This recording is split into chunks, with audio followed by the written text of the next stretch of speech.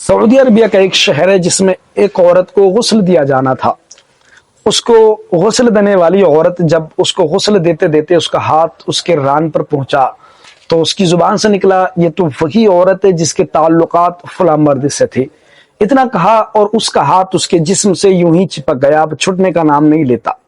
اس نے بے حد کوشش کی کہ اس کا ہاتھ اس کے جسم سے چھٹ جائے، لیکن ہاتھ نہیں چھٹتا۔ تو جو دیگر عورتیں کھڑی تو انہوں نے بھی کہا کہ بھئی جلدی ہاتھ چھٹاؤ اور غسل جلدی سے دو تاکہ ان کو دفن کیا جائے، لیکن وہ بہت کوشش کرتی، دوسری عورتوں نے بھی چھڑانے کی کوشش کی، لیکن اس کا ہاتھ وہاں سے نہیں چھٹتا۔ مردوں نے کہا کہ مغرب کا وقت ہوتا جا رہا ہے، جلدی کی جائے اور ہاتھ کو جو ہے اس کے جسم سے چھٹایا جائے، لیکن وہ کوئی نتیجہ نظر نہیں آتا۔ پھر کہا کہ چلو مفتی لوگوں کو بلایا جائے، بڑے بڑے مفکروں کو بلایا گیا، فتویٰ لیا گیا کہ اس کا کوئی حل بتایا جائے کہ اس کی کیا صورت ہوگی جس سے یہ بات تکمیل تک پہنچے۔ تو کسی نے فتویٰ دیا کہ جو عورت غسل دینے والی ہے اس کے ہاتھ کو کاٹ دیا جائے۔ تو اس کے خاندان والوں نے کہا کہ ہم یہ برداشت نہیں کریں گے کہ ہماری عورت کا ہاتھ کاٹا جائے۔ تو پھر کسی نے فتویٰ دیا کہ جو عورت مر چکی ہے اس کے جسم کے اتنے حصے کو، اتنی کھال کو کاٹ دیا جائے۔ تو ان کے خاندان والوں نے کہا کہ ہم یہ بھی برداشت نہیں کریں گے۔ تو پھر کہا کہ اب اس کا کیا حل نکالا جائے، کوئی تو صورت ہوگی جو اس سے باہر آئے۔ تو کسی نے کہا کہ مدینہ شریف کی ایک گلی میں ایک بزرگ بیٹھے ہیں اور وہ بہت بڑے عالم بھی ہے، ان کے پاس چلتے شاید کہ وہ کوئی حل بتا سکے۔ لوگ گئے تو مدینہ شریف کی ایک گلی میں حضرت امام مالک تشریف فرما تھے۔ آپ سے پورا واقعہ بیان کیا گیا تو آپ نے کہا کہ مجھے وہاں پر لے چلو، شاید کہ میں کوئی حل بتا سکوں۔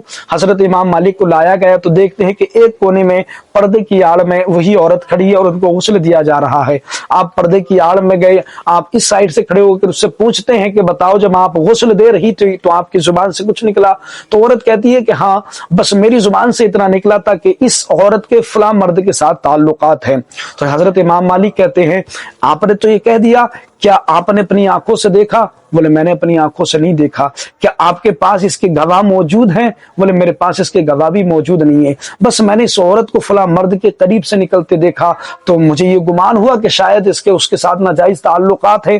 تو حضرت امام مالک کہتے ہیں کہ اگر تمہیں نہ تمہارے پاس گواہ موجود ہو اور نہ ہی تم نے خود سے دیکھا ہو تو یوں کسی پر الزام لگانا نہیں چاہیے۔ انہوں نے کلام مقدس کی ایک آیت کریمہ پڑھی اور کلام مقدس آیت کریمہ کا مفہوم یہ اللہ تبارک و تعالیٰ فرماتا ہے اگر تم کسی عورت پر زنا کے ناجائز تعلقات یا زنا کا الزام لگاتے ہو اور تمہارے پاس 4 گواہ موجود بھی نہ ہو تو پھر ان کے لیے 80 کوڑے مارے جائیں۔ حضرت امام مالک نے یہ حکم دیا، اس عورت کے کوڑے مارنے شروع کیے گئے، اس عورت کے کوڑے لگتے گئے، 75 کوڑے لگے تب بھی ہاتھ نہیں چھٹا، اور آگے تعداد بڑھی پھر بھی ہاتھ نہیں چھٹا، 79 کوڑے لگ گئے پھر بھی ہاتھ نہیں چھٹا۔ جب 80 کوڑے کمپلیٹ ہو گئے تب اس عورت کا ہاتھ اس کے جسم سے چھٹ گیا۔ اس سے ہمیں یہ سبق ملتا ہے کہ ہمیں کبھی بھی کسی عورت پر کوئی بھی غلط الزام نہیں لگانا چاہیے، اور اللہ تبارک و تعالی ہم سب کی اس سے حفاظت فرمائے۔